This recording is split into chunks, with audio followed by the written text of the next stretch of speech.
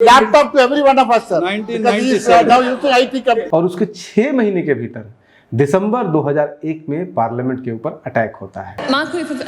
24 अगस्त 2001 social media पे बहुत एक दौरान वायरल हुई थी।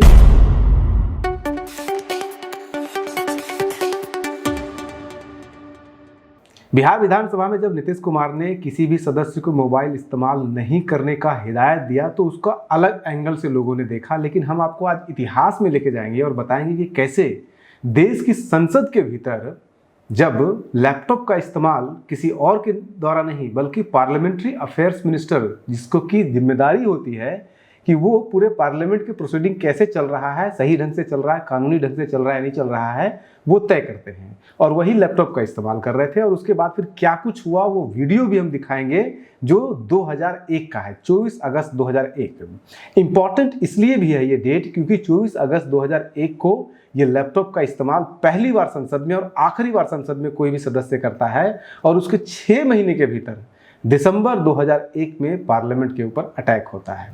और उस पार्लियामेंट के ऊपर अटैक के बाद किसी भी तरह का कोई भी इलेक्ट्रॉनिक डिवाइस पार्लियामेंट के अंदर जाना ले जाना मना कर दिया जाता है। उसके बाद पिछले कुछ वर्षों से ये पहल फिर से चल रही है कि पार्लियामेंट को फिर से थोड़ा सा डिजिटाइज और किया जाए, जिसमें कि जो हम आपको रिकॉर्डिंग दिखाते हैं पुराने वीडियोस का, वो भी प्रोसेस उसी का हिस्सा है कि सारे वीडियोस को अपलोड किया जा रहा है और भी चीज़ें इस्तेमाल किया जा रहा है।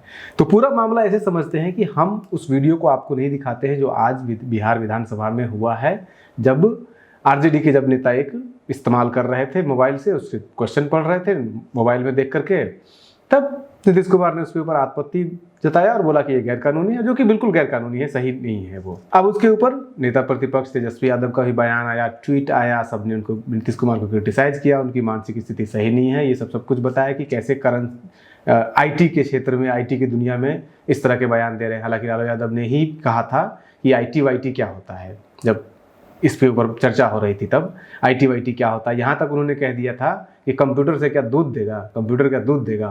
तो ये सब लेकिन इतिहास का बयान है, वर्तमान परिप्रेक्ष्य में इसको आप देखिएगा। तो पहले आप वो वीडियो देख लीजिए जो प्रमोद महाजन 24 अगस्त 2001 को पार्लियामेंट में उठ करके सवाल का जवाब दे रहे थे, डिस्कशन का हिस्सा बन रहे थे और उस दौरान वो लैपटॉप का इस्तेमाल करते हैं और उसके ऊपर उस समय कोई सवाल नहीं उठाता है, किसी तरह का कोई आपत्ति नहीं। जो वहाँ पे अध्यक्ष महोदय थे उन्होंने पूछा बस कि आप लैपटॉप यूज कर रहे हैं, तो बाकी लोगों ने उसको बहुत लाइटली लिया जो सदन में बैठे थे। यहाँ तक किसी ने ये भी कह दिया कि आईटी मिनिस्टर को चाहिए कि पार्लियामेंट के अंदर जितने भी एमपी हैं सभी को एक एक लैपटॉप दिया जाना चाहिए। तो पहले आप वो वीडियो देख लीजिए।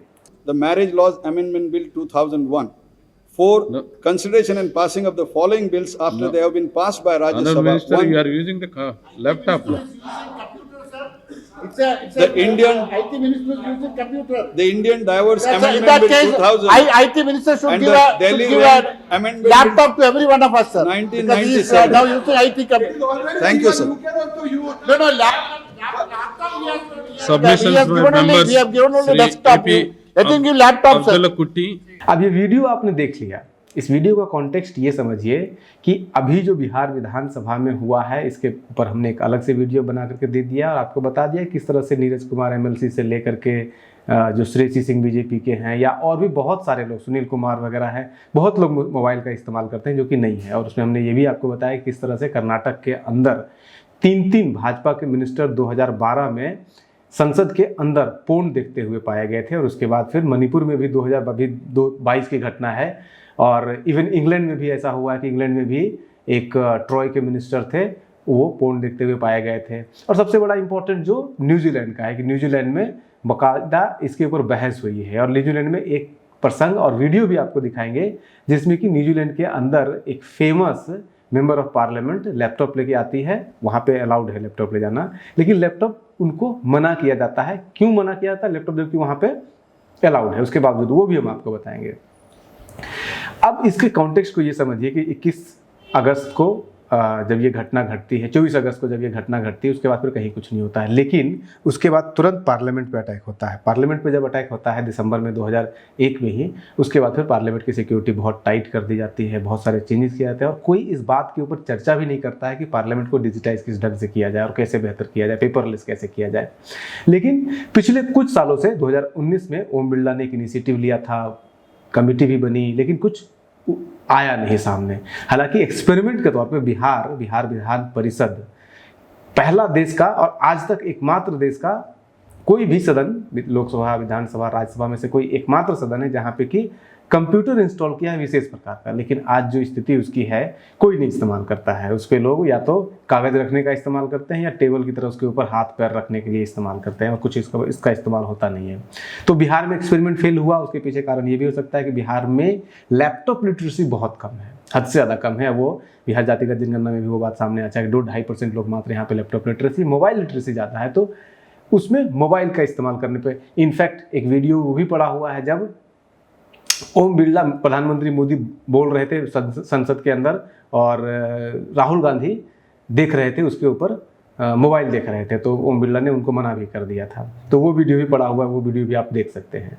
माननीय सदस्य मोबाइल नहीं देंगे, आदरणीय सभापति जी, बिना गारंटी के ऋण देश के अंदर, माननीय सदस्य मोबाइल नहीं देंगे, आदरणीय सभापति जी, बिना गारंटी के ऋण देश के अंदर। तो ऐसे तमाम सारे वीडियो पड़े हुए हैं। इस प्रसंग को यहीं रुकते हैं और इसके बाद फिर पार्लियामेंट पे अटैक होता है, फिर सिक्योरिटी आता है, ये सब कुछ होता है। अब हम आपको इसको इंटरनेशनल कॉन्टेक्स्ट में लेके जाते हैं।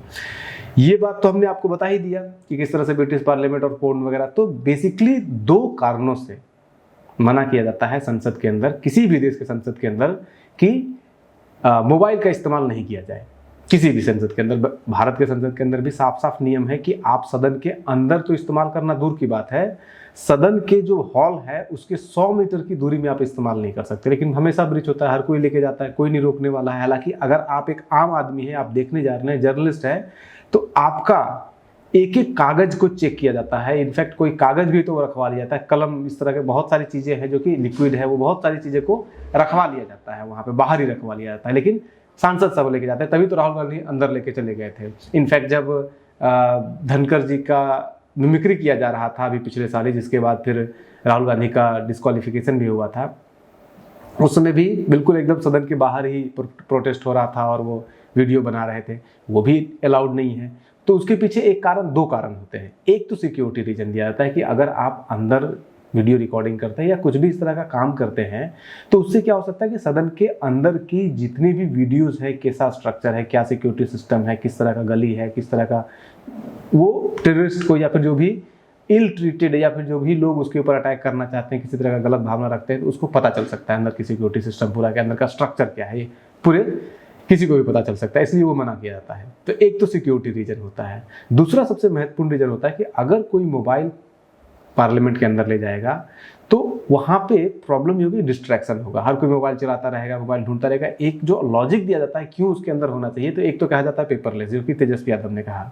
दूसरा उसका दिया जाता है कि पेपरलेस करने के अलावा एक साथ ये भी होता है कि आप अंदर जब बैठे हैं तो कहीं कोई सवाल कर रहे हैं, जवाब कर रहे हैं, कोई कंफ्यूजन है किसी को, मतलब डिबेट जो पार्लियामेंट का है वो बहुत ज़्यादा रिच हो सकता है, फैक्ट चेक वहीं पर किया जा सकता है। लेकिन इसके साथ सबसे बड़ा प्रॉब्लम ये है कि डिस्ट्रैक्शन। आपको ये भी पता है कि पोर्न वाली घटना कर्नाटक और त्रिपुरा असेंबली में हो चुका है, इंटरनेशनल लेवल पे हो चुका है, इंग्लैंड के अंदर भी हो चुका है, ये पोर्न लोग बैठ करके देखते हैं। इनफैक्ट न्यूजीलैंड पार्लियामेंट के अंदर जहाँ पे अलाउड है लैपटॉप मोबाइल दोनों, अगर आप न्यूजीलैंड के पार्लियामेंट का प्रोसीडिंग देखिएगा तो आपको वहाँ के 10, 20, 30% तक एमपीज आपको मोबाइल में लगे हुए रहेंगे, वो स्क्रॉलिंग करते रहते हैं। तो उसके कारण न्यूजीलैंड के अंदर बड़ा डिबेट भी पार्लियामेंट के अंदर हुआ। न्यूजीलैंड में बिल लाया गया 2024 में, पिछले साल की बात है, वहाँ पे बिल लाया गया जिसमें कि स्कूल में बैन किया गया मोबाइल के इस्तेमाल को। फिर सवाल ये भी उठा, जब स्कूल में बैन हो सकता है तो फिर पार्लियामेंट में क्यों नहीं हो सकता, क्योंकि पार्लियामेंट्रियन का स्कूल तो संसद ही है, तो संसद में भी बैन किया जाना चाहिए। हालांकि बैन नहीं हुआ है।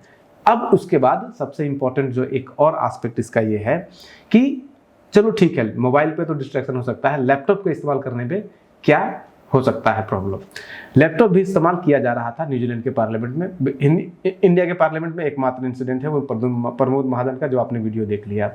न्यूजीलैंड के पार्लियामेंट में हो रहा था ये घटना घट रही थी, पिछले साल की घटना है, जब एक बहुत ही फेमस न्यूजीलैंड के मेंबर ऑफ पार्लियामेंट हैं, एमपी हैं मियापी क्लार्क ये सोशल मीडिया पे बहुत एक दौरान वायरल हुई थी, और वो वीडियो भी आप देख लीजिए क्यों वायरल हुई थी, ये आप वीडियो देखते ही पहचान जाइएगा। तो उस दौरान क्या हुआ था, इन्हीं के जब ये लैपटॉप का इस्तेमाल कर रहे थे, वो वीडियो भी आप देख लीजिए जो लैपटॉप इस्तेमाल कर रहे थे, तो क्या हुआ था। Constitute good or appropriate treaty partner behaviour within this bill. Point of order, James Meagher. Have logos, political party logos on the back of your laptop, and that's not allowed on the surface of the table in the House. That is correct. So the member, but is the member reading from her speech? She can put, just to My form of resistance. prevent the sensibilities of some in the House, if you could just resume what you're doing, that would be good. Thank you. Just stays mouldy.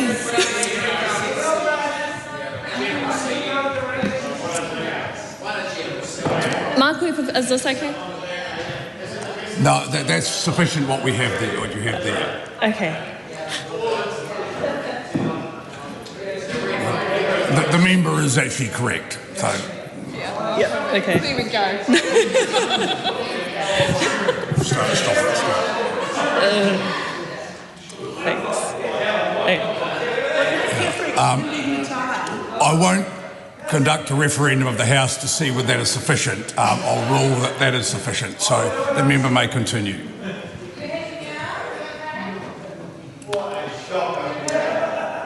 The member may continue. तो इस video में जो आपने देखा, इसमें साफ साफ आपको दिख रहा है कि वो लैपटॉप से कुछ पढ़ रही है, तो किसी ने नोटिस किया कि आपके लैपटॉप के पीछे कुछ स्टिकर लगा हुआ है, तो पॉइंट ऑफ ऑर्डर लिया गया और कहा गया कि आप स्टिकर को छुपाना पड़ेगा, तो फिर उसको स्टिकर को ढका गया है।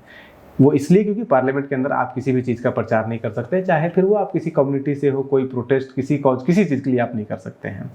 फिर सवाल ये उठता है कि अगर आप किसी चीज़ के लिए प्रोटेस्ट इस तरह का सिंबल नहीं इस्तेमाल करते हैं तो काला कपड़ा पहनने का क्या मतलब बनता है, वो सब चीज़ें भी बहुत बड़े सवाल उठ के खड़े होते हैं। ऐसे तमाम सारे जो 1950 में जब संविधान बना, उसके बाद बहुत इससे IT से संबंधित बहुत जब चेंजेस आया है, तो अब जरूरत है कि पार्लियामेंट के अंदर इस तरह के कंडक्ट को फिर से रिव्यू किया जाए, और उसके लिए प्रयास भी किया गया। 2019 में प्रयास किया गया था ओम बिरला के द्वारा, लेकिन सफल नहीं हो पाया, उसका कुछ नतीजा निकल नहीं पाया।